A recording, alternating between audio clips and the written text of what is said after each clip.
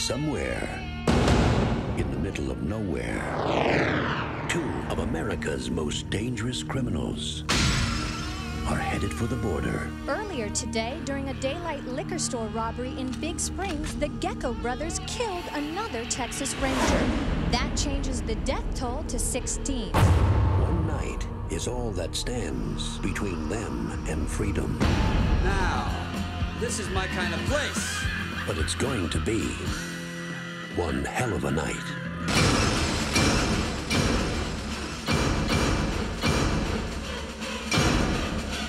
From Robert Rodriguez. From Quentin Tarantino.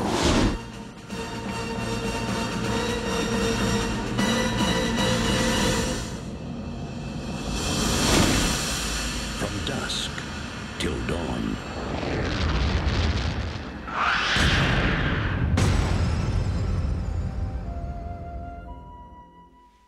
Ready?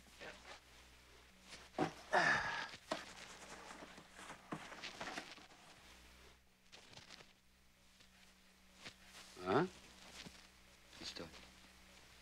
Ready? Mm-hmm. Richie Gecko. Set Gecko. Let's rock.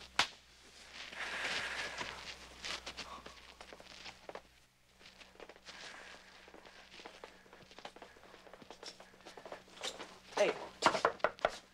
Which way to the set? Through the door, down the hall. Can I see your hall pass, please? Here you go. Thank you. You don't need mine? Okay, fine. Oh, yeah. Oh, yeah. Right this way, Mr. Kennedy.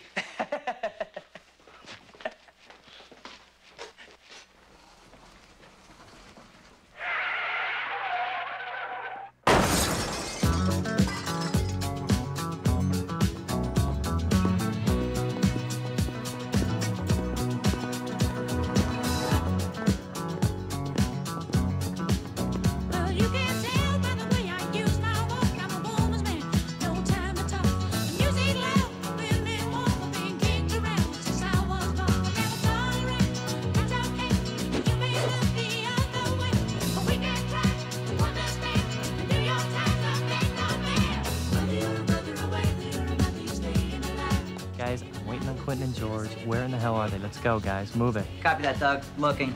Feeling strong? I'm ready to go, man. To set. Okay, gotcha. Set. Cool. Okay. Hey, ho. Let's go. Guys, I need a 20 on Quentin and George, please, right away. I need a 20 on Quentin and George, guys. Anyone got a 20 on Clooney or Tarantino? Rubber baby buggy bumper. La la la la la la la la la. Ma one. Mo two. Scooter, let's go. Get on it now. Still looking. Come on. Here we go. Yeah, great. Excellent. Right. Shit, man. Gotta work on this. I'm your biggest fan. I quit school because you. Get the fuck out of here with this shit. Lost piece of shit. God damn it, you know. Yes. Oh, he's a little Fucking wuss. geeks just come by all the Come fucking popping out, time. yeah. Is that my fault? No. All right, did I ask you Hey, to I quit am the school? director. Yeah, how's it going, pal? Suck one. Bags. Shit, I don't need guys like that around. Jeez, last time I make a movie in San Francisco. Yeah, every time I say it. Let go, brother. Oh. Tarantino, Mr. Clooney, can I have your autograph? Absolutely. Sure. Absolutely, darling. Absolutely. What's your name? Scooter, let's go. Get on it now. Copy that, Doug. Still looking. And what's your name again? Houston. Give me an H. Okay. Do you have some ID? That was it. I'm 18. There you Yeah, well, it's old enough. There you go, I guess. Houston. 18. Bye-bye. Thank Bye-bye. you. Bye. Okay, Mwah. bye. Bye. Bye-bye. Whew, jeez, that. All right, but it's Racket, there, baby. motherfucker. Rack party, There that we girl. go. Guys, somebody had better be walking with them. Fucking lights in here. Fuck is Big this ass stage? joint. Ayatsi's right. This is like a fucking fortress. We're getting We're getting close now. Cool. Here we go. There it is. There we go. Rock Cleveland! and roll! It's like a... No, it's left here. I think. Okay.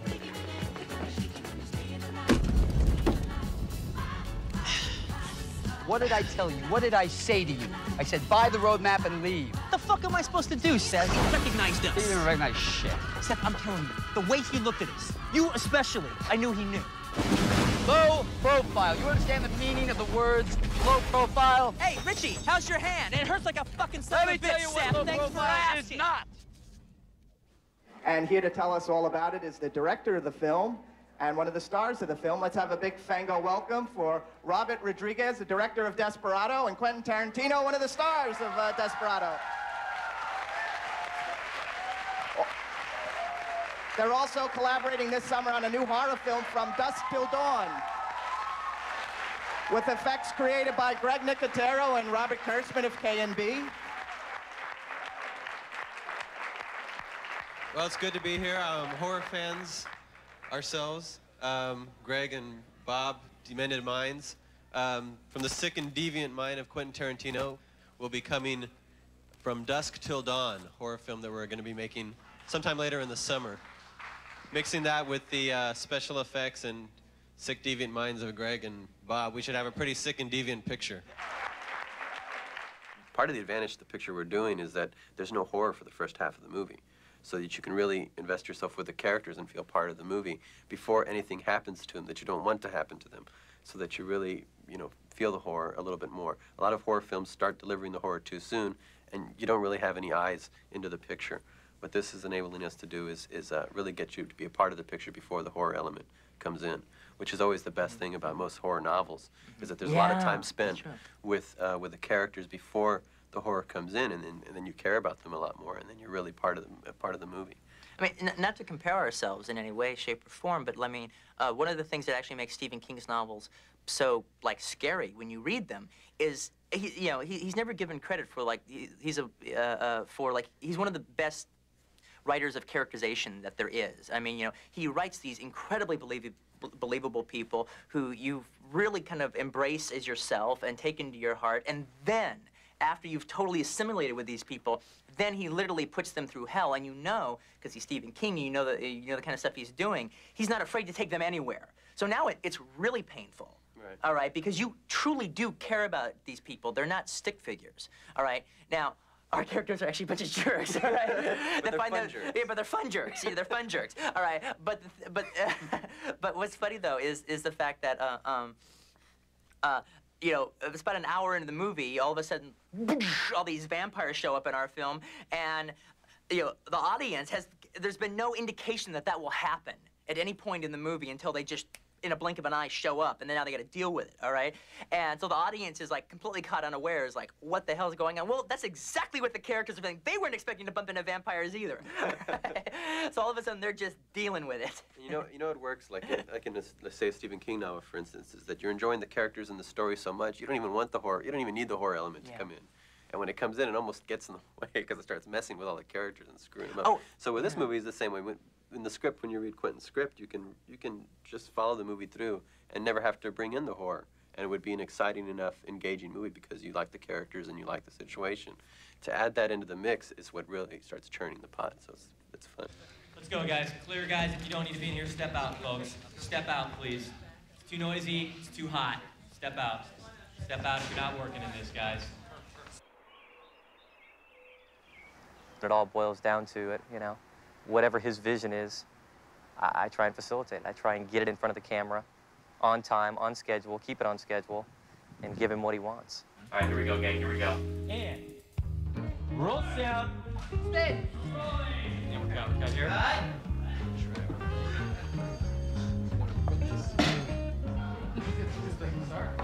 Robert? Try one thing, we're gonna try one more time. I got most of the stuff she did, but I didn't get it all because we couldn't get back far enough. So do you want to go back? I might overlap it later when we do Sex Machine on the Pool Table. Looking back this way, so that'd be a Wednesday situation then. Yeah. All right. So, bed's going back in its normal position. Camera comes out. We are lighting, guys. We are lighting mode for the two-shot and singles on the bed, guys. Gloria and Richard on the bed. So, good night to camera. Good night effects. Good night sound. Flight call sheets. My first job in this business, I was a tour guide at Universal Studios. Yes. Straight from Walnut Creek. I didn't know anybody in the business. I couldn't figure out how to get on a studio lot to get the resume that I didn't have under somebody's door. Yeah. So a friend of mine suggested, actually my mother suggested that I be a tour guide at Universal. Because then on my days off, I could walk around the back lot and pass out resumes. Wow. So I took my mother's advice, and this is where I am. Why do I love being an AD? Can't think of any reason why I love being an AD. Why are you one? You know, my wife got me into this business, and it's too late to get out, basically. You know, but I mean, it's better to sit behind a desk for, you know, 40 hours a week. Yeah. You know, it's a challenge. You're always working. You're always doing something. You're pushing your limits all the time. It's a lot of stress, but you know, by the time you get home, you know, if you can handle being an AD, you know, it's a great job. But you know, you got to realize that when you go out, when you start, you know, become an AD, you know, you're pretty much dedicated to being an AD. You know, you don't want to go off and do something else. You know, but you know, start on non-union shows. You know, work your way up. Once you get on, you know, in the DGA, you know, you can make good money, and you can be working on big shows, and you know, you can get residuals and be working with a lot of great people. You know? Is that your goal? It's my goal. My goal in this industry is to make a lot of money. Yeah. Yep. And how important is the creative product process? For me, the creative process isn't that important to me. You know, if I was producing, I could see it, you know, be an important part of, you know, or an aspect of my job. But you know, as an AD, it's not really that important to me. Because an AD, basically, your job is just to get the job done. Right. Talk to the director, find out what he wants in a shot, you know, and if that's what he likes, you can always, you know, give your input, you know, and tell him exactly what you think, you know, how the shot should be. But most likely, you know, 80% of the time, the director's going to say, well, this is what I want, and you just get it done. You know, your job is to keep things moving along. As the day progresses, nothing should slow down because of the, you know, production department. Right. Just keep moving at a constant pace. Okay, Brian, step on set, please, Brian. So camera's coming out, bed's going back into position. Lighting mode is occurring. Thank you, everybody. Great first day. Thank you. See y'all tomorrow. Mode until 45, and then that's a wrap. Hello, George Clooney's office. There he is. I just got back from Rush Hour Hell. Oh, what do you need? I just went to fetch a coffee cup in Rush Hour Hell. I've got to make Quentin his coffee. I work for Quentin. Vicky Lukai. Can you open this door, please? Open this door. Just open it.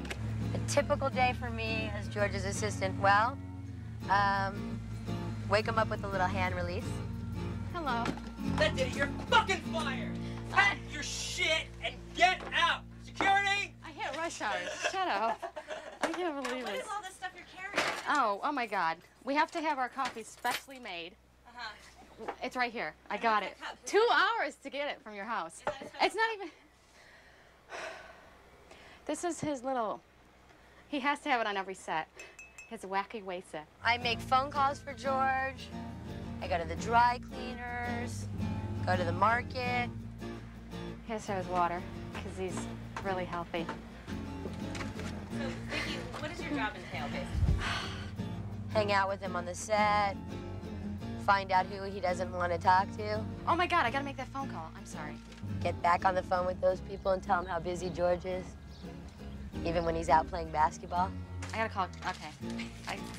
I'll do it in a sec. Do you want me to wait until the coffee's done? Pay the maid and feed the pig. If you want to follow me, you're more than welcome to do so. But it entails... I hate going to Taco Bell for him. Ugh, hate that. There's always a huge line. When you put the word personal in front of assistant, you basically give up your life for him. This BMW you're driving, part of the package of being George Clooney's assistant? Well, you know, George makes a lot of money, and I get all the perks. Can we just talk to you for 1 second? I know you have to go. Really, what does your job entail? Basically running his life. You getting Juliet? What's George getting her? We're getting Juliet a finger that goes like this. Why is that?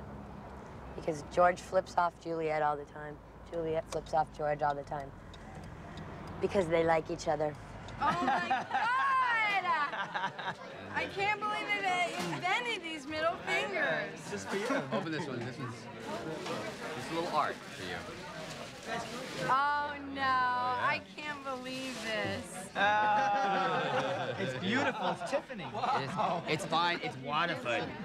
It's Waterford. It's Waterford. I know. I can't believe you. He bought that at an auction. At which auction was that at? Smell the end of it. I really was too, because I'm tired. Put that back in there. There you go. There. I will never flip you off again. You've like beat me for 5 years. Let's hold the work. There we Hold go. the pocket here. George Clooney, everybody. Hold the talk. Hold the talk.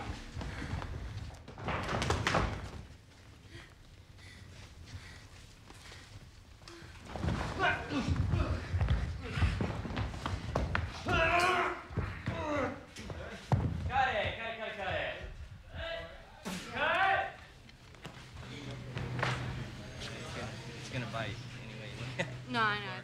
It's all like bones and wood. Yeah, right. Exactly. So, Just come at it aggressive. Keep but yourself you low, want me though. to, I should start the roll earlier than I did?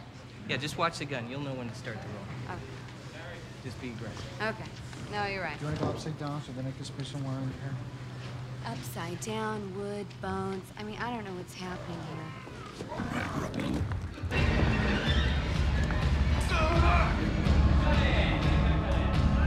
See my hesitancy, and then I'm trying to focus, because this is like the first time ever aiming a gun at someone's heads Yeah, to kill first I was them. getting, well, you did it in reverse. First you did the aiming, which Yeah. I got. Then before that, I got, then after that I had you do what should come before that, which is you just responding to him telling you to kill him, which is more like kind of sad. I was going to say I can't. Did you say you can't? No. You can say it. We can do it again. Okay. You want to do it again? Yeah, or while we- I'm coming in like that. So in action, I'm going to start coming in. He's saying it. As I get a little bit closer, you say I can't. Okay. And then as I'm pulling back, aim. And then fire. Okay. So you just come in once, I say I can't, pull back, shoot away. Okay. I'm pulling back, squint. I can't.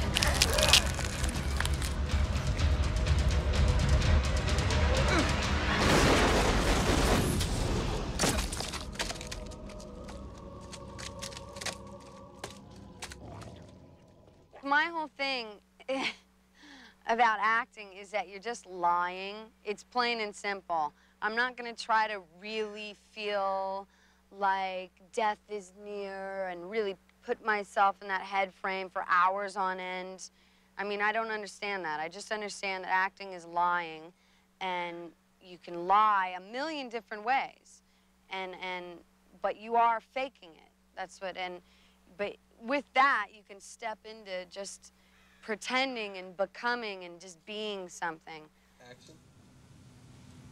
Richie, would you do me a favor and eat my pussy for me? See the please at the end of this. Okay. Richie, would you do me a favor and eat my pussy for me, please? I'm hamming it up. Let me just do one more. I'm just sweating. That fucking coffee is crazy. Okay.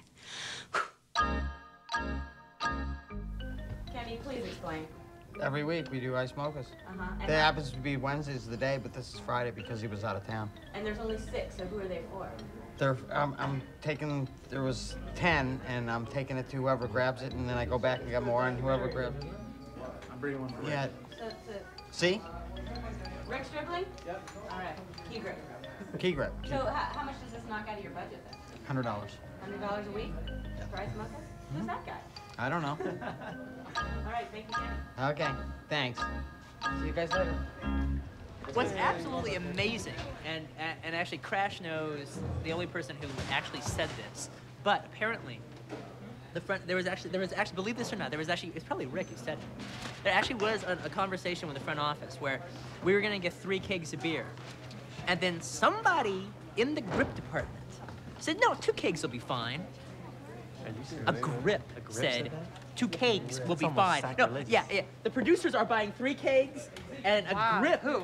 I don't know. Crash knows. Who was there? I'll find out. I thought it was you. Oh, God, no. I can't I would believe That wasn't me. Am I the type of guy who would say, buy less beer? Well, Crash did. It was a person that you wouldn't expect it either. He wouldn't say who it was, but he witnessed it. All right. I had just heard about it. All right. And it was like, I get there. And I get there about like 45 minutes after the party started, and we are like draining the last bit out of the 2nd keg. And because of the fucking grip department, we didn't have beer. There's a timeout on this and cut the camera.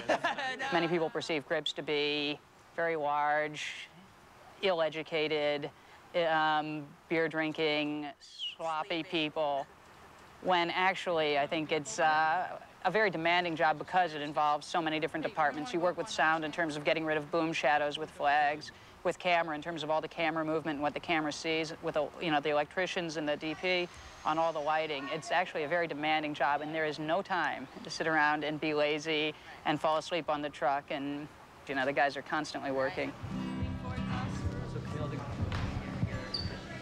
Beautiful. We are building this facade right here in this right spot. We're going 30 feet that way and 30 feet on that way. And I think it's 20, Main? Yes. Inside. We're trying to get the permit from, what's the name of that institution? The Bureau of Land Management. Okay. And we are waiting for that in order to start our work. We don't yet have official permission to be on this property, but our first lumber order has just shown up. We've got about 5 tons of lumber on its way in here. That's our construction trailer, which will become our construction office. That's scenery we built in Los Angeles that we've brought out here. This is all our support facilities. The toilets are on their way, and the electricity's on its way, and we're full tilt boogie here, but we don't have a permit yet. In typical fashion, the movie industry, everything, we're always on a deadline, and we make a schedule, we hold to it. Government's not quite as accurate, We are taking our stakes out of the ground because we're supposed not to be here, and I'm going to find out what's going on. Maybe the whole crew we have to go back, or maybe we should have a beer right down at the restaurant and wait.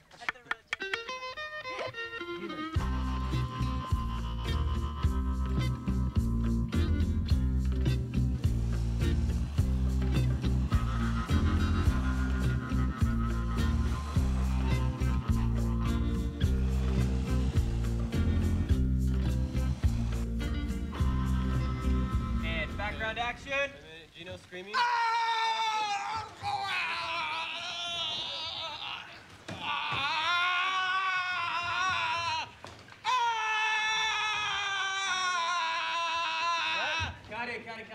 On this film, it's been very interesting because it's Robert's first effects movie.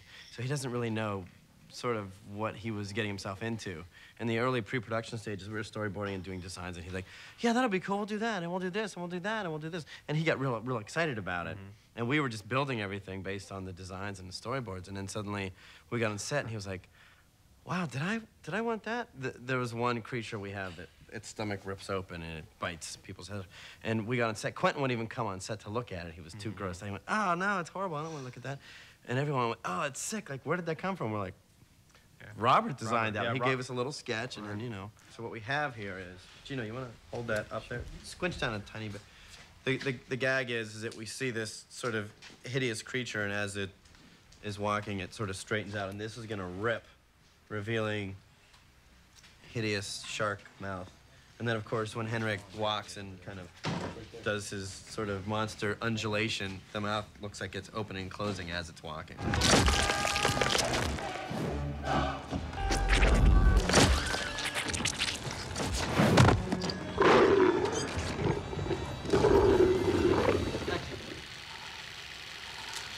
Pressing it too much, keep your finger closer to your mouth. And action. There you go. And cut. Okay, we're cut, we're cut. All right, here we go, gang, here we go. One moment. Gordon. There, Norman. Just running right by here. Go over that. There's some other stuff, too. Like that. Okay. All right, here we go. Camera's going up. You like this? Oh, yeah. You? Robert, here we go. Yep.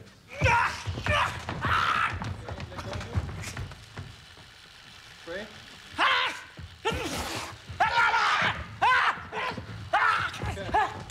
Got it. Perfect. Perfect. All right. Beautiful. Can we do one more? All right, check it here, guys. Check it here. I just want to try a little bit something different.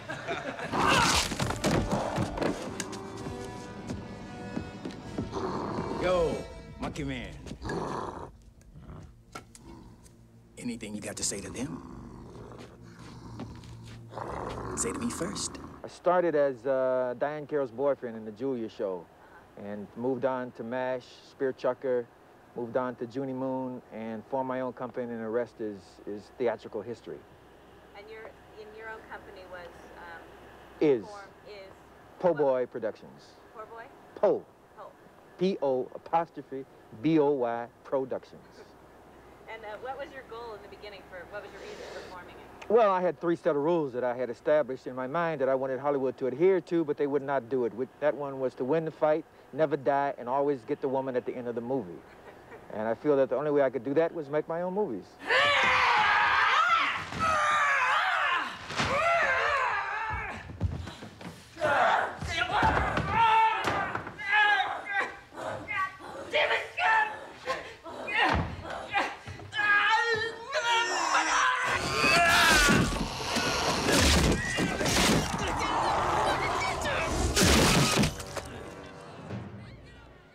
First film was No Way Back. No Way Back I made for $75,000. I put it under my arm and I went to the Cannes Film Festival and I put a lot of little girls in tight t-shirts long before it was popular, and I had them going around selling my picture, and I put my office on the Carlton Terrace at Cannes Film Festival, and I sold the hell out of No Way Back.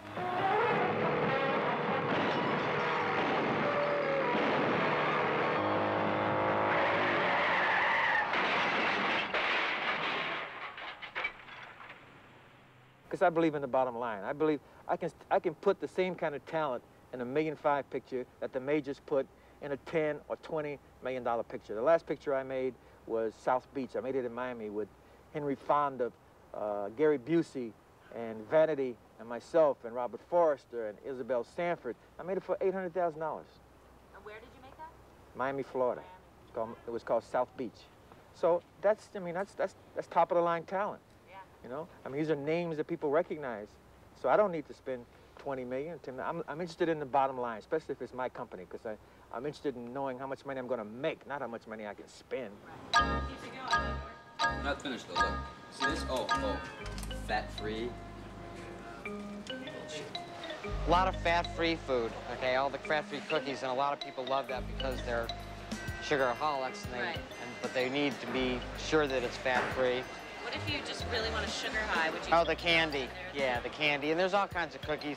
I mean, Pepperidge Farm, you can't beat it. Right.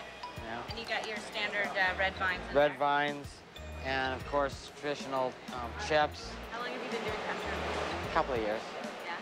How did you get into it? A friend of mine, who's one of the best craft service guys in the business, you know, basically pulled me along. I was in Pulp Fiction. Yes, I was. Playing? I did the coffee shop manager at the, when they held up the restaurant. Hey, don't kill anybody. I'm not a hero. First time I ever worked extra, but it's okay. It's a job. It's a legitimate job, you know. It's all work to me. It's all showbiz. And a wonderful world of showbiz. All I was before this is an old ex-Marine and a dock worker, so I love this business. I love it.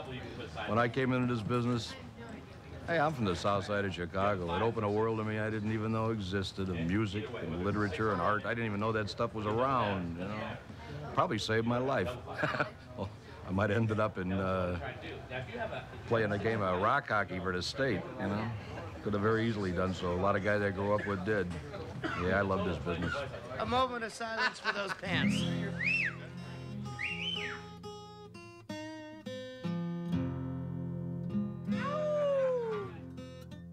We had to have a moment Actually, of silence dear, for I'm those working, pants. honestly.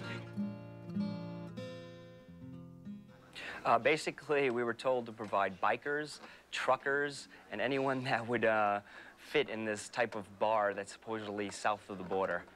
You're not everyday, normal-looking type of principal background actor. We are a unique bunch that can play your character types, such as bikers, gang, thugs, tattoo types, punk rock, hookers, homeless, lowriders, or whatever. And proud are the people your parents warned you about. Yeah. All right, let's go. Clear it up. Wow, extras come from all walks of life. There's really probably 2 types of extras if you want to look at it. You have your extras that are your professionals, your you know, career extras that do it every day, and this is what they do for a living. And then you'll have your extra that maybe just does it for fun, just to see what it's all about, and just to get out there, maybe to become a star. I don't care if brains freezes, cause I got a plastic Jesus sitting on the dashboard of my car. I don't care if I cracked up most and held out by such a sitting on the dashboard of my car. Plastic Jesus, plastic Jesus, is sitting on the dashboard of my car. North, south, east, and west. He just sits there and never rests. Sitting on the dashboard of my car.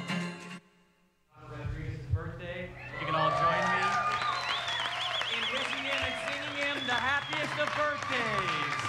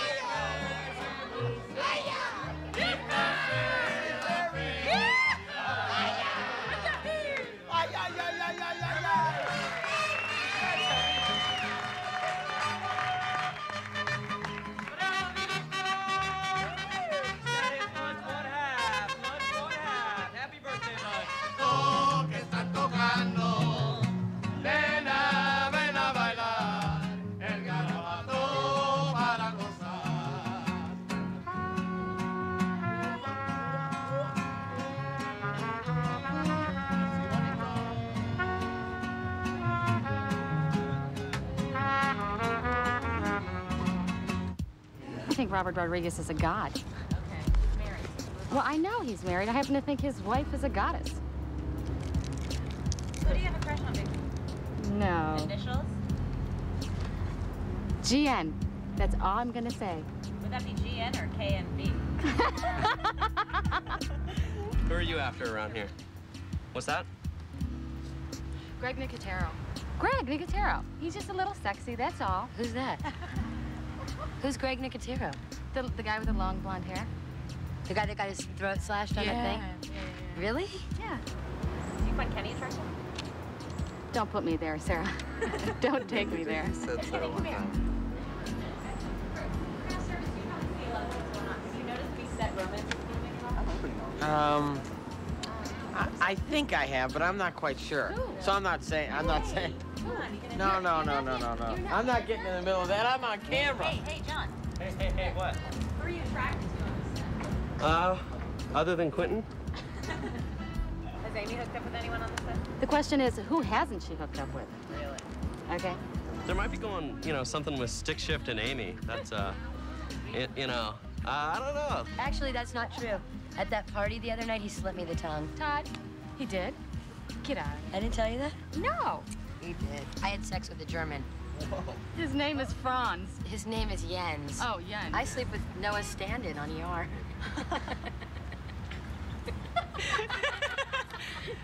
You're kidding. I don't know. You should try the actors here. There have been a little bit of flirting around George Clooney's trailer. Who? I'm not spreading rumors, but... Lots of set romances. Really? Oh, yeah. Well, no, lots of Bloomed. people... Let me split it. Lots of people trying. Lots of people trying. But I don't It doesn't hurt that there's a titty bar on set and the girls are walking around naked. George and a lot of the dancers, they seem to like him. I love George. I can't talk about his sex life. Okay. But he has one, though, doesn't he? A sex life? Yeah. Oh, yeah. Okay. Where's Quentin? Jesus Christ, get somebody out here who knows what they're talking about. I could fuck every girl on this set if I wanted to. I don't. Oh, like Quentin! Yeah. Put me in your movie. Put me. Well, you remember when Bruce Willis said that on the Pulp set? Yeah. Just so you know, Quentin, you could fuck any girl on this set. Now, maybe you already know that. That's okay. You're just playing it cool. Maybe you already did. That's how they get the job. I don't know. All right. In case you didn't know, let me inform you. But I'm a good guy. I'm cool. Just kind of work-minded fella. Just Johnny responsible. That's me. Johnny responsible. Bye, guys. Can you not get my ass down?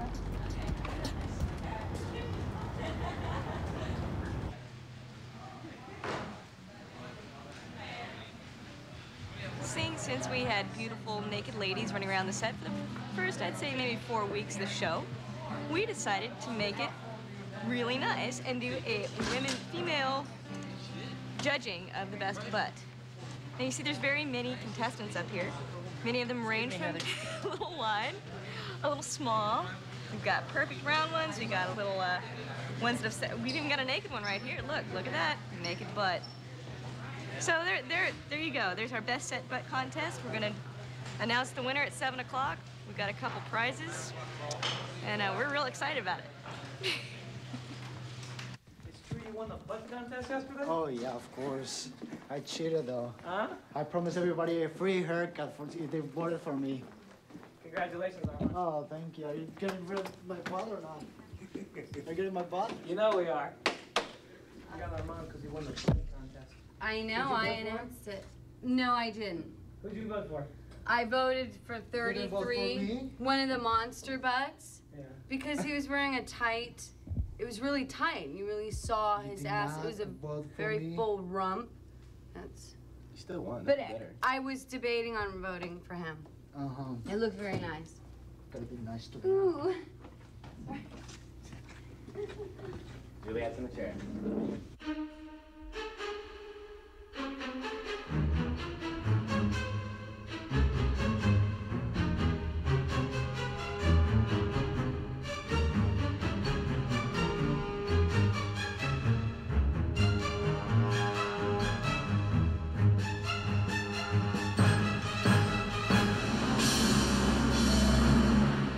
They call me a dictator, in a sense, and they said that they didn't call me a dictator. They said the first thing that happens in a dictatorship, implying that I'm a dictator, is that they get rid of the police and they get rid of the unions.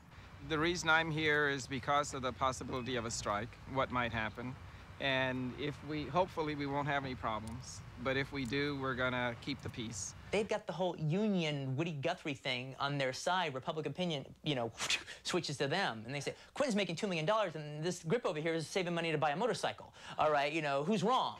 Okay, well, if you break it down to a soundbite, I'm an asshole. It's not a situation where they're targeting it because there's unrest and because people have been, crew members have been calling up and saying we've been abused or we're not being paid well or anything like that. No, they are going after us. Well, basically, I mean, Quentin and Lawrence have had a lot of success being independents, and as a result, they're targeting them. And my theory for them targeting Robert is the fact that he's a one-man show. He did Mariachi by himself, and then on top of that, in Desperado, which is, the second part of Mariachi, he was the choreographer, he was the writer, he directed it, he was the Steadicam operator, he was the editor, he was just, a lot of things. He was able to still be creative, and do the things about filmmaking that he loves, every single part of it. And that's very hard for them to understand because they're used to having all those positions filled by different people. Part of the atmosphere that we create with our crew is that they are able to help each other out, and there are no hardline jurisdictions between the different departments, and everybody is helping everybody in a very cooperative way. And the union tends to set down guidelines with regards to what responsibilities, hardline responsibilities between the different departments, and it's just contrary to our philosophy of filmmaking. The union started off on a really bad foot with me personally. They came and struck my last movie, didn't even give me a chance to negotiate. I was very willing to, and they didn't allow me to do that. So they started a war with me, and it wasn't like they said, let's be friends, let's talk about negotiating. Basically, IATSE should be responding to the people as opposed to their own agenda of just grabbing everybody. All right? And if it were a situation where basically, look, we're not going to just make it a point to go after every, I'll say start with 10 million and under show, which this show wouldn't apply because we're over 10 million. All right? That's fine. All right? If that were the case, it would be fine. They wouldn't respond unless the crew asked for them to respond, unless the conditions were bad. They're not going to make it a point to go and attack. The Health and Welfare Department doesn't go and just take your kids indiscriminately. All right? They hear that there's a problem first. Then they investigate the problem. Then they do what they do. We have to stand up to them because for the very reason that we have had some success and that we have had, we're higher profile than most independent filmmakers. We are what is making them angry. They used to not target these films. And if they did target them, these films fizzled out. we're not going to fizzle out. We're going to stand up to them. And we're going to try to stand up for every independent filmmaker out there.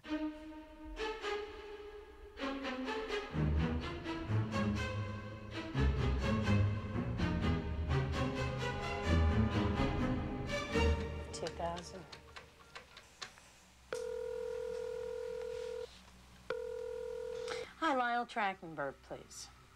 It's Ronna Joy Glickman. Hi, Lyle. This is Sarah Kelly calling, and we're here in Miami. I would very much appreciate a call back at 532. Hi, can I have Lyle Trachtenberg? We are staying over at the Shawnee Beach Resort. This is again with I'm here with regards to Sarah the documentary Kelly, film and which we're Sarah shooting. Kelly I've already calling been. again, and I'm with Ronna Joy Glickman. left him a note at the I hotel. would very much appreciate a call back at 532-331. We really would love to calling talk with Ronna to Joy Glickman, and we are still over at the Hi, can I Shawnee have Beach Lyle Resort. Trachtenberg's We would room? Lyle actually love Trachtenberg, to have you please. call Somebody us. doesn't I even have return called your every phone single day, and I've been in the Answered office by on three occasions, and no one has relayed anything Sarah to Kelly me. calling again, and I'm with... He's in a meeting. And again, we're here because we want to get the IA's side. Talk to you soon, Lyle. Bye. I wish I knew what Lyle looked like.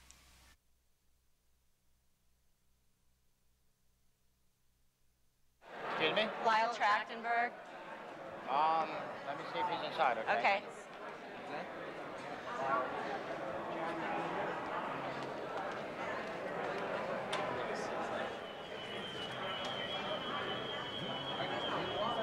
They just spoke to Boogie at the summer concert inside. And? They're looking for Lyle Trachtenberg. Shut the door. Sir, we're actually looking for Lyle Trachtenberg. Shut the door until... Sir, we just want to talk to Lyle Trachtenberg. Like I said, We're just waiting to speak to Lyle Trachtenberg. Okay, we're gonna get booted. I've got my buddy Chase looking for him in another room. Thank He's you. filming me saying that. Oh, anyway, he's not here right now. Thank you. Thank you, sir. Upstairs, right? We're looking for Lyle Trachtenberg. Have you seen him? Well, no. We're making... As a matter of fact, he's probably down the hall here. Thank you very much. Thank you. Thank you. Excuse me, sir. Do you know where we could find Lyle Trachtenberg? Geez, I haven't seen him around. If you hang out, I'll see if I can find him. Who Okay. are you We're with the documentary crew. He knows us, and we're just looking for him. Well, I'll see if I can find him. Thank you. They're what? We're supposed to escort him out of the building. Have a seat, group. Thank you. Excuse me. Marianne?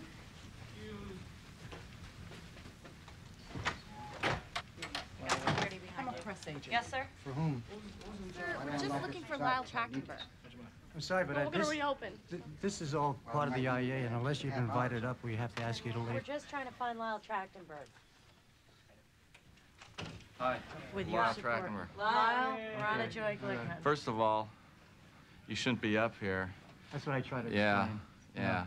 So You've I- been told how this thing could be done, so, you know. We haven't, Lyle. trying We've to been talk to you about it. fighting for an opportunity to sit down with you and talk about this. Well, if you lock everything up, I'll be glad to take both of you aside and Then tell you what we'll- the situation We'll be happy is. to do that. Okay, turn on everything. You two come in and I'll talk to you. Okay, so cut.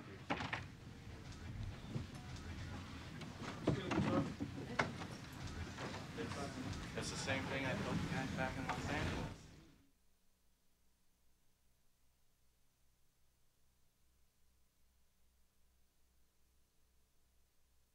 So, what was your experience in contacting Lawrence and Quentin about comments? My experience was awful. We they just didn't return phone calls. I mean, over and over and over, they just would not return phone calls. Quentin, Lawrence Bender, Miramax, nobody wanted to talk to us about this thing, and I don't know why. I mean, all we wanted to get was their side of it, you know, put them on the record. And they just, maybe they wanted to talk to us, but they certainly never showed it by returning a phone call, and I called them half a dozen times each. The issues in play here were not necessarily economic. They had more to do with just, again, bad negotiating tactics, bad communication skills, drawing lines in the sand and seeing each other as opponents rather than setting the rhetoric aside and finding actually the common ground. Because if you listen to each party of the union and producer two parties discuss it separately, they're really very close. I think health insurance is probably the best thing right now about the IA, that and that they protect you as far as your overtime and stuff like that. I think, in my opinion, if independents would make sure that they didn't screw anybody over, didn't work you to death, and if they did, they paid you. And if they supplied you with health insurance, who knows what would happen.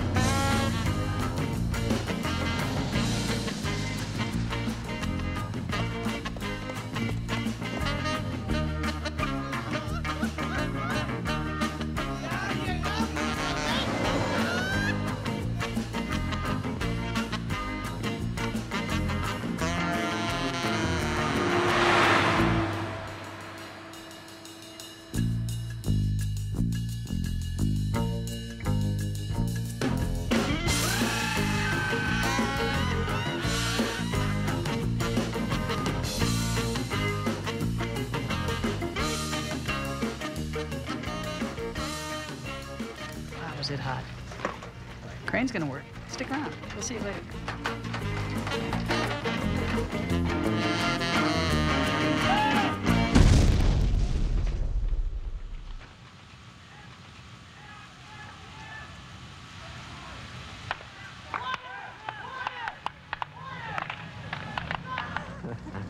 No, we weren't supposed to burn the facade down, no. Cut! Cut him! Hold it over here, behind me, over here. It's behind me.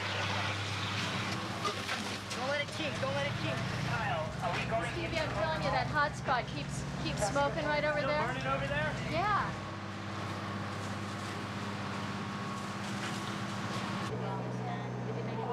Hi. Well, the set burned. It has a brand new look, and it looks very good. I have to say it. I think we are just going to rebuild parts of it, but we don't have to rebuild it all. And I have no idea. My crew is pretty tired. We've been here for 5 weeks, and it's too hot. It's 122. The winds are hard. Emotionally, I'm okay. You know, it's nothing that I can do more than to continue working.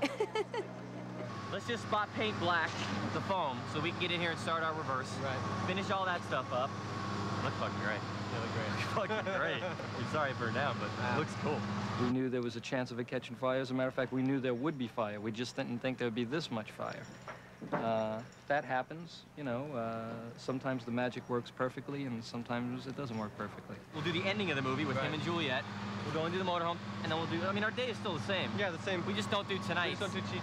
And then tomorrow we'll go do the gravy train, and that'll give them a week to fix this, and then we'll come back and do all the Harvey and Cheech stuff. That's all I was thinking about was you guys. Oh. Because isn't that like your baby? Yes, it is. What's happening?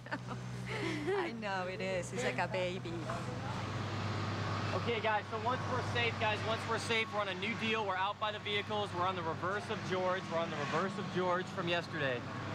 So we need to get into the gravy train tomorrow. So that we have to hustle on that, whatever we need to do. Okay? Yeah. And we'll have some time to fix this. What we need to do now is, for the shots that we need to finish up, okay, we're gonna play it like this as the ending of the movie. See the spots of the foam? Yes. We need to just get up there and paint all that black. Okay. Let's do that now, and then we can get our shots going, and we'll kill rock and roll, and our day is still the same. Okay. Only thing changes is the gravy train tomorrow, okay? Some of the guys of construction are here. Just be concerned with all the foam, so we can just get it all black so it looks charred. Black. Yeah, okay, great. Hollywood. You gotta fucking love it. Alright, check those gates, guys. I wish we were doing the movie Twister. Okay, guys, as soon as this blows over, guys, we'll go. Guys, heads up. Guys, we got dust coming in, guys. Heads up.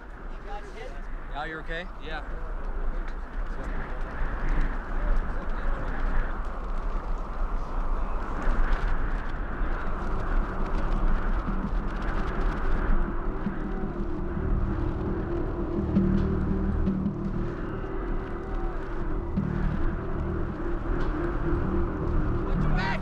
Look out, guys. Look out. Put it in the cab.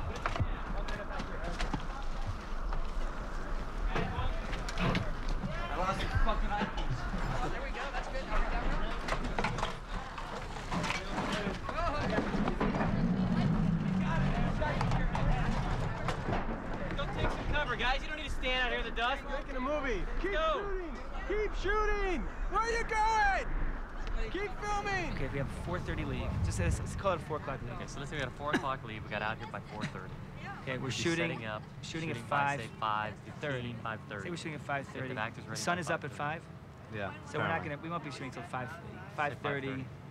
I mean, just because the sun is up doesn't mean we have enough light to actually shoot. Right. They say there's a possibility of rain, which would be very ugly because this would get like mud and nobody could move. The other bad possibility, which is a long shot, but it happens, they say, is it goes around, circles around, and comes back through the other direction. So we'll see what happens, but hopefully we'll be shooting soon. We're shooting at 5:30. It's going to take us, say, 5 hours to get the shot, get the scene. That's 10:30. We get to the next location, it's 11:30. We get to the next location. And or box it in. We box it in. We've gotten here. What time was crew call? I was sleeping in the honey wagon over there, and I woke up and I couldn't see anybody, so I went back to sleep. Leaving at 4:30. So 6 hours is 10:30. So we've been, okay, so we've gone past lunch an hour. Right. They've eaten on the bus. So then we got 8 hours past 11:30. You notice the bathroom from the motorhome blew over? No way. Yeah, I gotta go check and see if there's anyone under there. 11:30 plus an hour rehearsal and lighting. It's 12:31. So you're only until looking 9 at like o'clock. 9 o'clock. I mean, I'm saying only, but it's better than 11 o'clock. I think people, I mean, I don't know, I'm speaking personally. I would rather get up in the morning and get it home at 9 than get and sleep in. But I don't know, people, you know, you're gonna get mixed reactions if you take a poll about it. Yeah. We're gonna wrap out tonight. Come in early tomorrow morning. Because it's gonna kill us. We were lucky yesterday, but we'll get this every day. So we'll wrap out and start shooting early.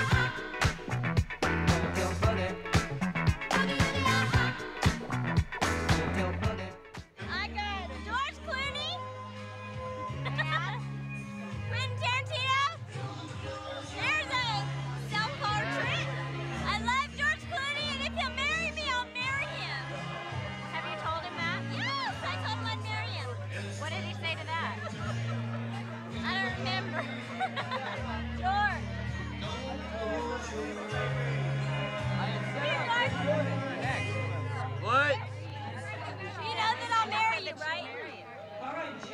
And he says he's old. Juliet's singing. Juliet's singing. He says he's old, but I'd make him young again. Yeah, I'm too old. I'm too old. But I'd make you young I again. know Remember you that?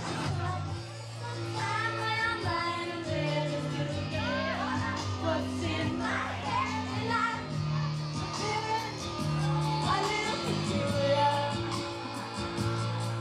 It's so awake in the morning, I step outside and I take a deep breath and I get real high and I sit to the top of my lungs. What's going on?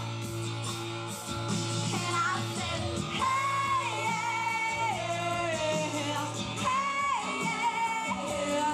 I said, hey, what's going on? And I said,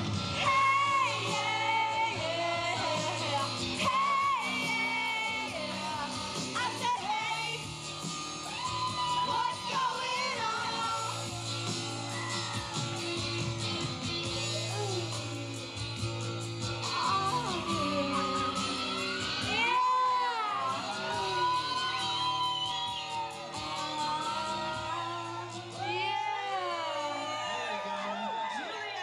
for you guys.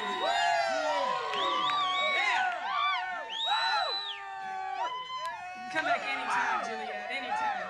Let me get an autograph and we'll start all over again. Here we go. I would love Mr. Queen's autograph.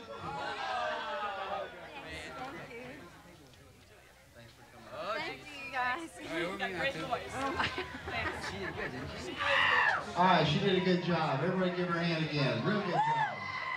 I'll tell you, it's hard. It gets claustrophobic. Yeah. It does. I could cry. Yeah, But I just don't. It gets claustrophobic. Quentin doesn't give a shit. I do. It gets kind of oppressive. When you have this going on all fucking night, you know, it gets kind of rough. You know, it's one of the toils of fame. Bye, Juliet. Bye, Juliet. We got rats and bats and babs. Who in the fishing as well.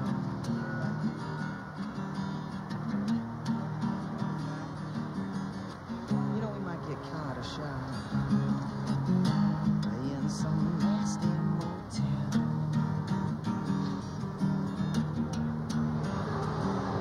But we'll keep on killing vamps.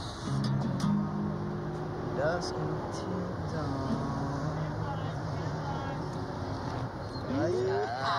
You go that way.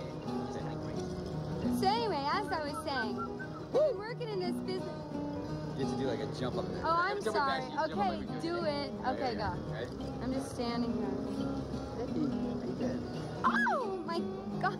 Sorry, that hurt. I heard that. Oh my God! Why are you picking her out? Oh yeah. My man. Okay, what?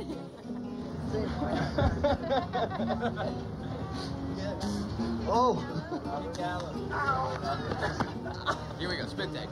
Okay, say something like, okay, I'm Danny Thomas. Okay, say Rusty's dead. Okay. Rusty's dead. Rusty's dead? If you do the, I'm drinking it simultaneously. Now, I'm Danny Thomas, you say Rusty's dead. Okay. Oh my God, Rusty's dead! Thanks for teaching me.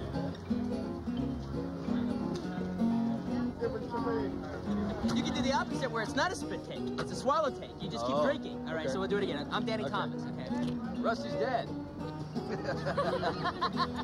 Just pass the time. Two. Rusty's dead.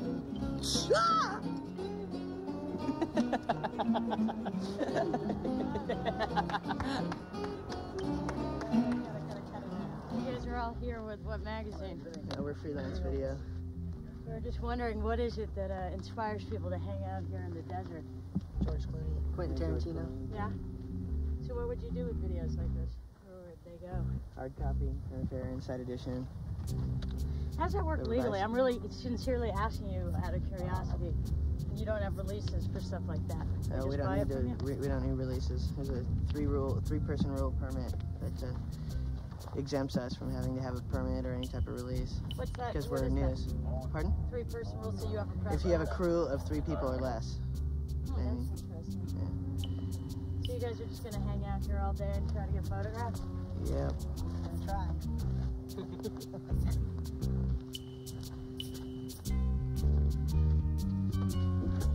Thanks. Oh, come on. You're kidding me, right? The privacy shit, but you're jamming these guys. That's too much. Well, when you guys leave That's us too alone, much. I'll let them shoot the hell out of my trunk, all right? Now, ER hunk George Clooney. On TV, he plays a clean-cut doctor. But we caught up with George backstage on the set of a new movie, and this time he's playing it down and dirty. Jody Baskerville has tonight's Hollywood Exposed. Oh, really mature George Clooney. The television star seems to be gushing over his crossover to feature films. As this exclusive video shows, the ER heartthrob is fooling around on the set of his first movie, From Dusk Till Dawn. George is leaving nice guy Dr. Ross back in the emergency room and heading out to play the tattooed heavy in a movie scripted by blood and guts maestro Quentin Tarantino. What? No. All right, let's go, guys. Let's go. Put it at Alco. Come on, let's go. Alco. Yeah. 22 frames. You got it. 20 frames. 20 frames. 20 frames. I'll give you a little help there. Shoot you at 20. So move slow again? Yeah, you move it there. Normal. So this is up, in. I'm using it from when you turn over like that. Right. Where it So, started. Mark? So Pull in, reverse, elbow up, looking back, pull into there, get out of the car.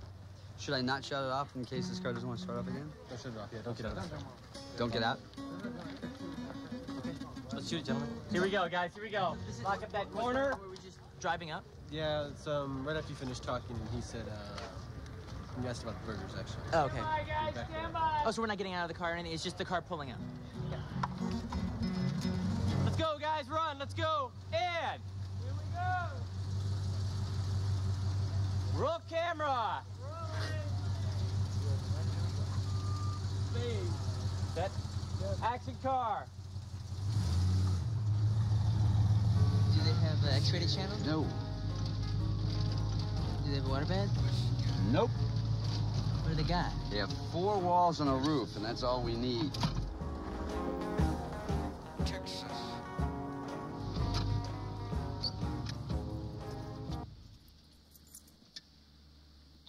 All right, pop the trunk. Let's do this fast.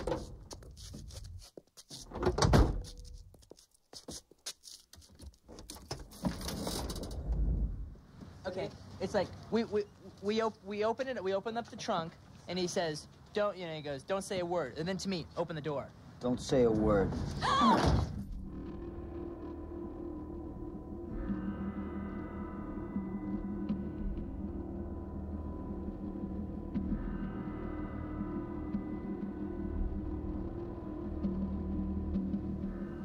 Me and you were talking the other day, and I said that somehow now on this film, it seems as if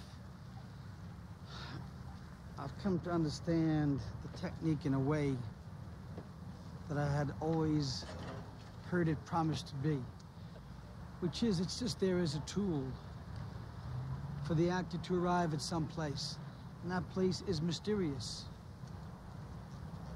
There is no formula for acting. There is a technique to open the doors for the actor to enter some place. But in that place, it's up to you, it's up to me to find our way and to allow all of our humanity in. It seems somehow during Dusk Till Dawn, that's happened for me. Well, now, let me ask you a question, because you were talking about the fact that both I felt like I've done the most moment-to-moment work that I've done on the film so far, and then you were saying that you felt the same way about your performance in Yeah, this. Could you describe what you mean when we say moment by moment? Well, I want to say, by the way, this is not particularly related to Dusk Till Dawn. This is related to our work as actors. From the moment we became interested in acting, from the moment we decided to become storytellers, to get involved in telling stories, which is what our work is really about. By moment to moment, I mean what's going on right now between me, you, and the viewers. We're not sure exactly what we're going to do next. We're not sure what our next thought's going to be. I do know I'm doing the interview. I do know I'm talking to you. There's a camera on me. There are people watching. But in between all of that, there's my existence.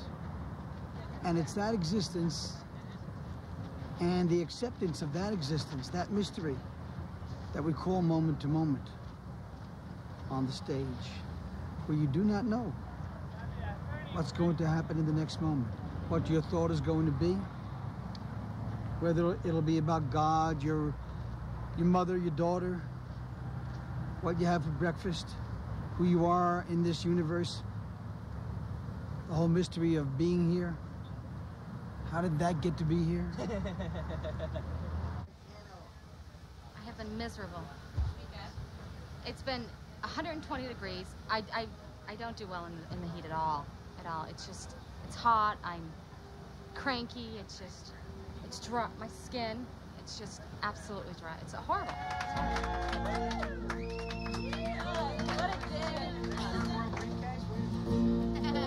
Anybody else, Heather?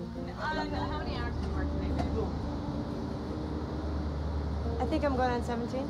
I am so tired and so mean right now. Oh, the boom's in the shot? What do you want to know? How many hours do you think you worked today? I think we worked 18 hours today. From 5 o'clock in the morning, you know, until, what, 11 o'clock tonight? And it's Sunday, it's 6th day, it's time and a half. What more do you want to know? We're cranky, bad food. I kind of feel like, well, it's just not our fault, so why are we being punished? We got a piece of chicken and 2 pieces of bread and a melted brownie. What do you want to know? That's not cool. And we got left. the bus left without us. We're walking to the bus. Here's the camera crew. Whoosh. We started today at 5 in the morning. It's now 10:30 at night, and we're still on the bus. And I'm still working on my computer on time cards to make sure that we're getting 5 meal penalties plus $50 non-taxable cash. Because we got for lunch we got plastic fucking trays with aluminum foil and rice and yucky corn and dry sandwiches with chicken, and it was And what'd you get for dinner? And for dinner I got nothing. I didn't even get my peanut butter and jelly sandwich that I requested the guys make. I tried to get them to make me a cheese sandwich, and the people at the diner said they would not make me a cheese sandwich because I'm a vegetarian, and that the only options were halibut, roast beef, and chicken. And since I didn't take any of those, production wouldn't pay for the cheese sandwich. And but besides that, I love the movie. And what are you gonna do tonight to relax? I'm gonna swim and I'm gonna drink heavily, and and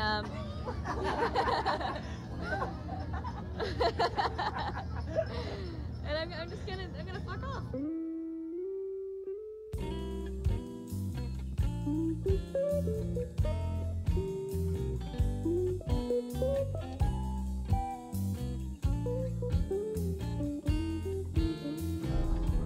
Personally, I have nothing against Seattle. I haven't been there in years. I'm sure it's a nice town. But I got it because of the front of the shirt. I know. How many hours did you put in today? 17. It was 17, I think, is what we counted. 17 hours today. And it was the 6th day of the week, which made it feel like about 28 hours. But now I think I have to go wash myself in the pool. I talked to them and everything. There's a lot of people in particularly around this area here that have nothing to do with us and stuff, and they're calling and they're complaining and stuff. All right, I said, look, we're a film crew, and we need to get together and socialize and blow off steam, in particular when we've been working since 7 in the morning to 10:30 at night and everything. But we'll compromise. We'll meet you halfway. Put away the instruments, put away the music, and just keep it at just a normal level of conversation. We've got no problem with these guys. They're gonna be totally cool. Try, you want to sing Mama Try just as an encore, and then we'll just cut it off? Then that's it. I turned 21 in prison, doing life without parole. No one could steer me right, but Mama tried, Mama tried, Mama tried to raise me better. But a bleed inside tonight, that leaves only me to blame, 'cause Mama tried.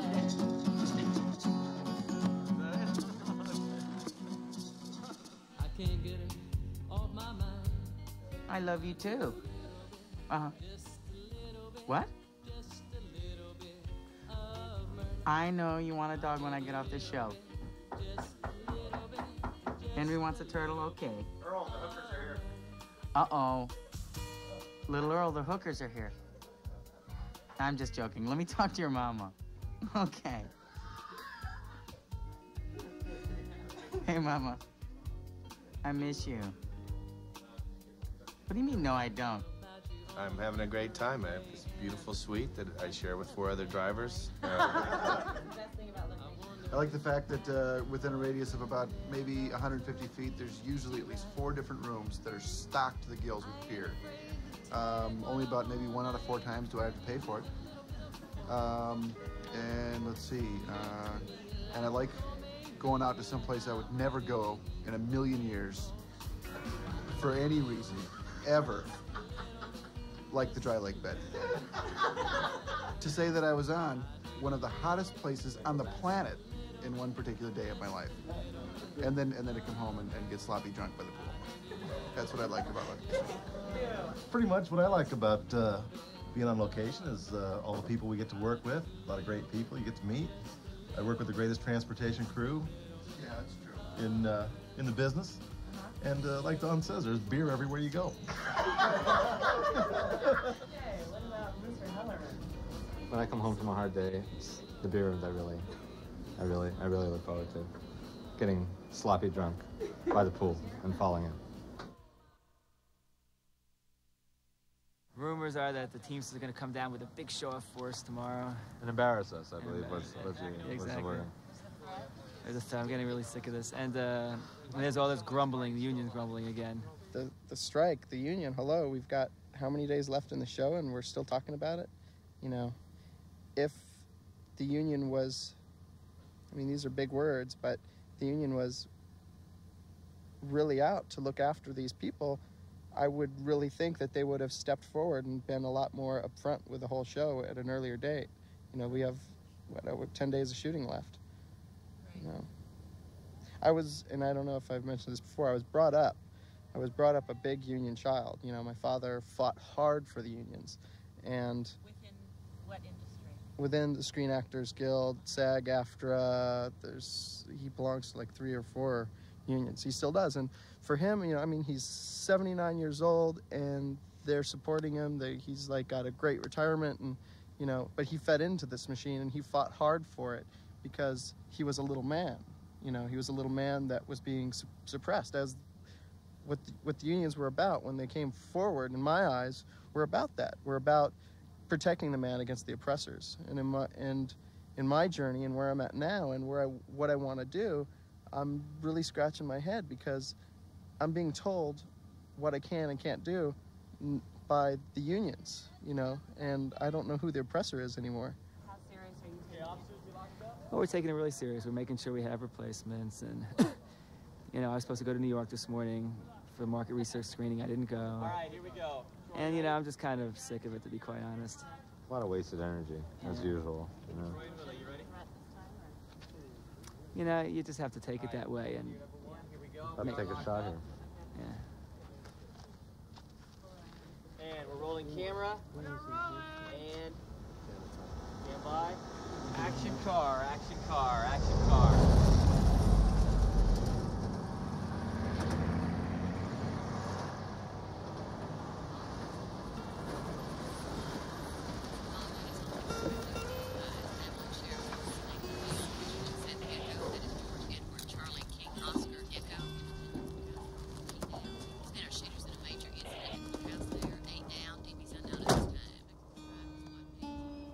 Quentin called somebody that knew me and said he wanted to meet me.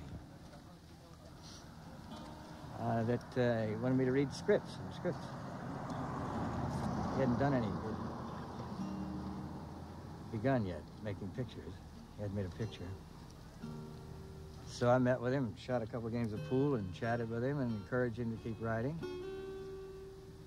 And then I disappeared into the mountains because I was at Liberty. And most of the time I'm at Liberty. Hi, Heidi. And then I turned around and there he was, Quentin Tarantino, all over the place. And he called me and asked if I wanted to work in this. I said I'd be glad to, that I would do radio if I had a chance. That's a joke, you know. I guess you heard about that shit up in Abilene, bank robbery. It's all been on the box all day. It killed some people, didn't it? Yeah, killed 4 Rangers. 3 cops, 1 civilian. Took a lady bank teller hostage with him. Supposed to be headed for the border, which would bring him right my way. I get my hands on him crazy, sick fucking bastards, payback time. I mean, we'll get him. We'll get him. You even told me that you had written it. It was always supposed to be in that Michael Parks kind of delivery. So there's a lot of pauses and a lot of thinking. It sounds cool. Yeah, it's just a like different sound for the movie. Yeah, it's like everyone else's lines are like da da da da da da da, you know. But like I wrote it for Michael Parks, and I knew how he does it, so I wrote it in his rhythm. So it's like, yeah, they killed some Rangers and took a bank teller hostage. We get him. We're talking payback time. We'll get him. We'll get him. What would you say is your personal favorite part about the filmmaking process? Probably your curiosity about other people, investigation of other people. Makes you think more of other people. Of course, I go that way. I go the way Jean Renoir went. I don't go the way that most actors, I don't believe most actors are rather self-indulgent. And it's my character and my process and my motivation and blah, blah, blah, blah, blah. But it's really finding out about other people when you act.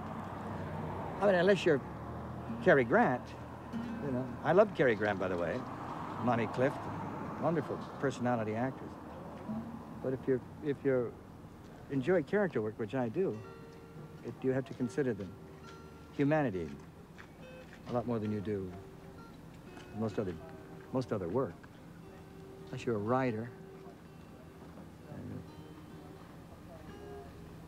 which is the hardest.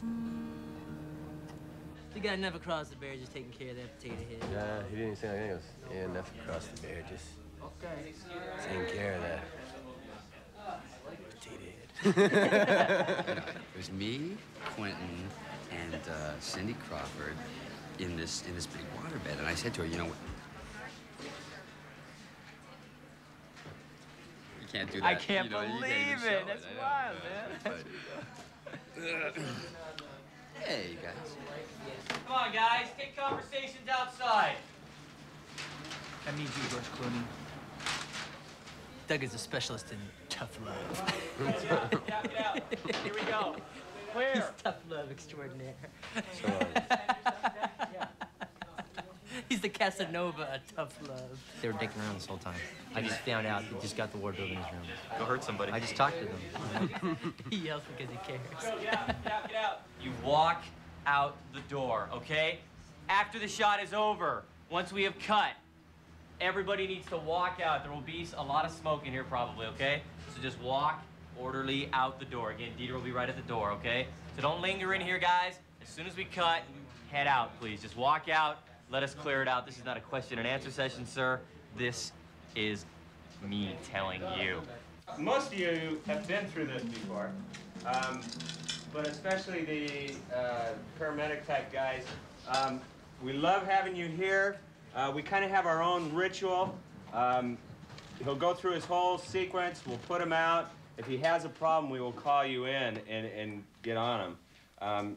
Usually it goes real quick and there's no problems. And once again, people, you know, we don't need people rushing in or anything. Of course, you've all seen this before, so you know the ritual. Let's be safe. And Charlie? Same thing for us. We'll take care of any fires if for any reason we think that we're losing this. We'll just yell back to Doug for everyone to walk out quietly and calmly out that door. Hopefully it should go fine. There'll probably be quite a bit of smoke. This is probably going to be a little bigger than what we saw last time on a body burn. Yes. Right? Yes, this will probably be the most fire by quite a bit, to tell you the truth. This will definitely be a big flame. Roll camera! 1, 2, 3.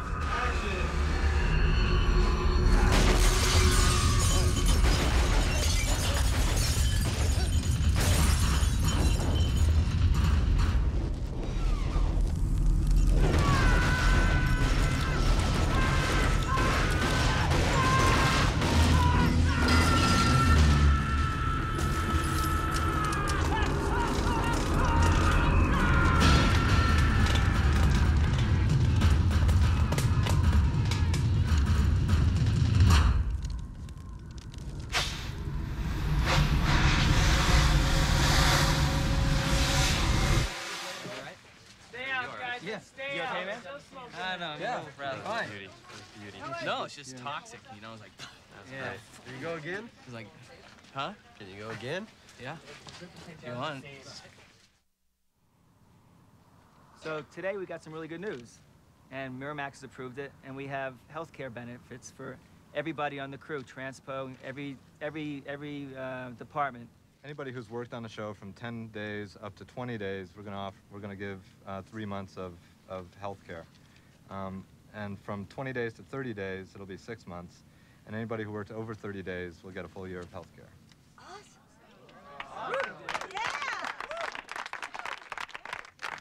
So there are a couple different options. Couple different options. We'll go over it. Everyone wants to get out of here, so we'll go through it with you, but we want to have it all done and signed up before the shoot is finished. So that was our goal, and we did it. Great job. Thank you. Thank you very much.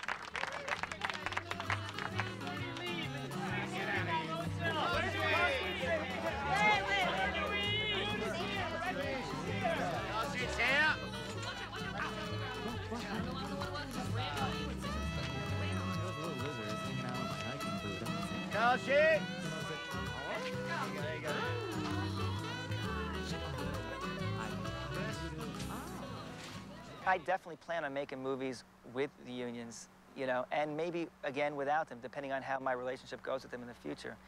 So what I don't want to do, even though I'm willing to fight them, is to send an anti-union message, actually, necessarily. Because I think if there's a way that we can work something out, I would like to do that, you know. And it'll be up to both of us, I think. And not just me personally, but the distributors, the other producers, and the different locals and the international members as to whether or not we can come up with something that benefits independent filmmakers. I think, I think the unions are a little behind the times in a sense. I think the people who are running the unions and the people, the international and the locals, are a little old-fashioned, a little in terms of the way they think. And you know, now there's a whole new breed of filmmakers out there. They're making movies a whole different kind of a way, a whole new way of, you know, Robert edits and does his Steadicam and does handheld himself. I mean, there's so many different things that we do differently. And so they need to learn to change. And it's a big organization, and that doesn't happen overnight. And I don't want to make it my cause, a celeb, whatever, to have to go out and try to do that. I want to just make movies, but because I'm making movies and I become high profile, I guess I'm going to have to take some responsibility and help them to have to change that somewhat. Where seldom is heard a discouraging word. It's a great line. Where seldom is heard a discouraging word. And the skies are not cloudy all day.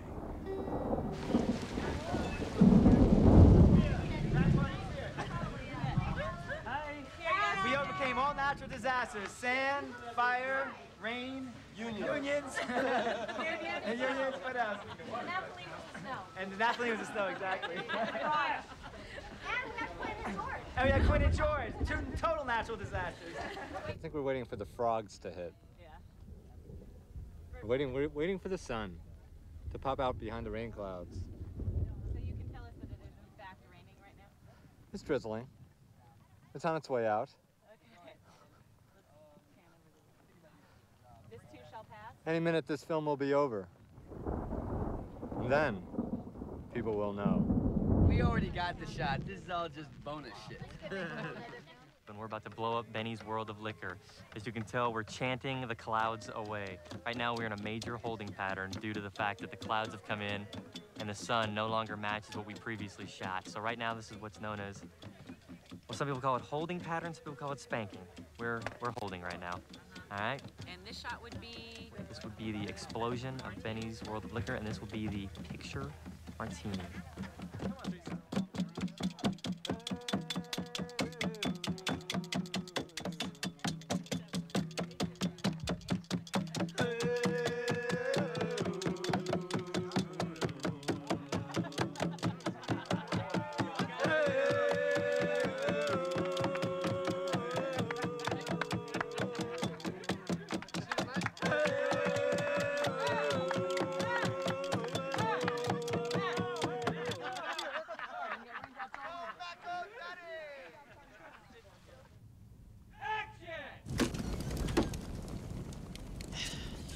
What did I tell you? What did I say to you? I said, buy the road map and leave. What the fuck am I supposed to do, Seth? Recognize this. He didn't recognize shit. Seth, I'm telling you, the way he looked at us, you especially, I knew he knew. Low profile. You understand the meaning of the words low profile? Hey, Richie, how's your hand? It hurts like a fucking son Let of me a tell bitch, you what Seth. low Thanks for profile asking. is not.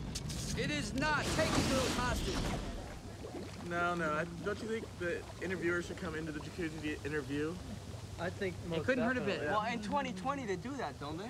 They get of course. So come on, sir. What? All right, then we just won't say anything anymore. There you go. Silence. There you go. A true reporter. Scalded. That's right. There's no scalding. There's no risk in over hot water. Yeah. I gotta say, you will undoubtedly be disappointed by the temperature. Wow. Yeah. Okay. So here we are. Hello, Not boys. to worry. Not to worry. All right. All right. Okay, let's just go around and just say why you work in this business, and then we'll cut it. I already did. mine. I want to be filthy rich and be in the union. So I don't have to do non-union pictures anymore without getting fully compensated for my tortures. Hey, spell it out. Does it seem warm on your U-N-I-O-N, baby. Union. I love famous people. I love them. I like to watch them eat. Anything like that. I love it. Andy Watts, Starfucker. Yeah, I'd be a stalker if I actually wasn't paid to watch them.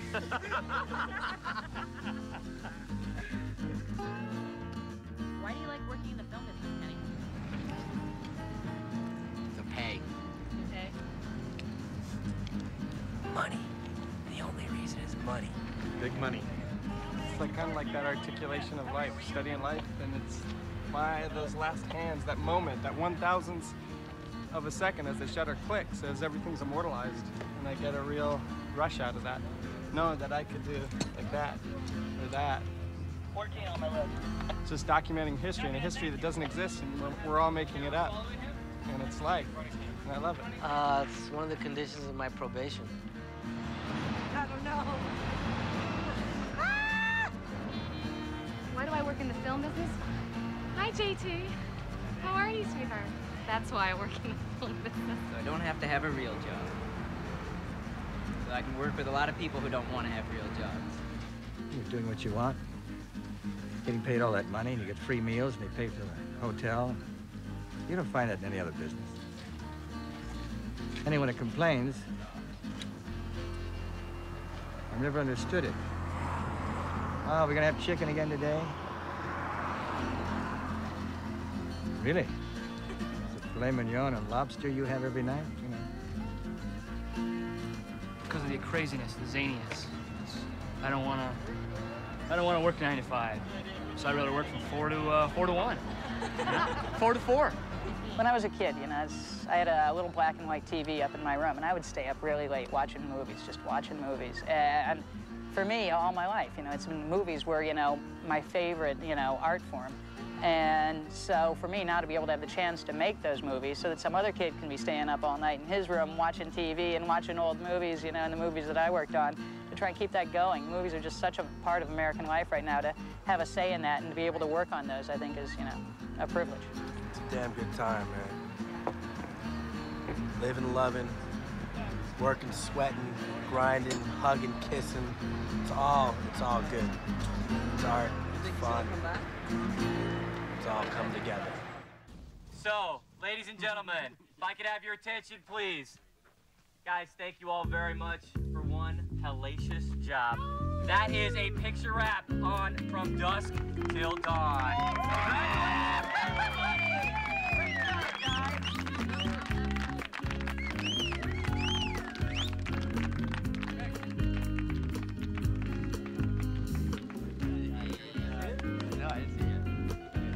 It's pretty damn badass.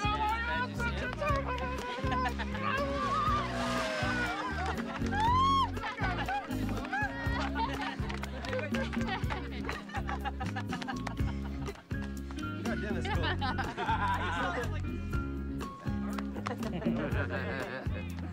Hey, your hair's got fire retardant. Down, yeah, one down.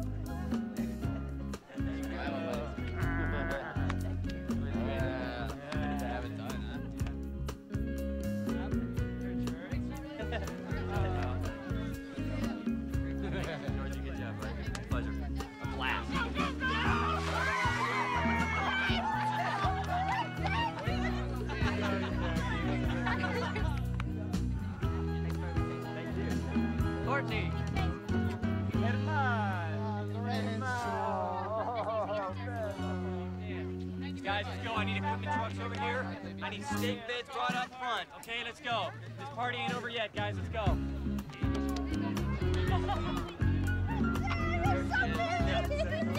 I'll see you there tonight, yeah?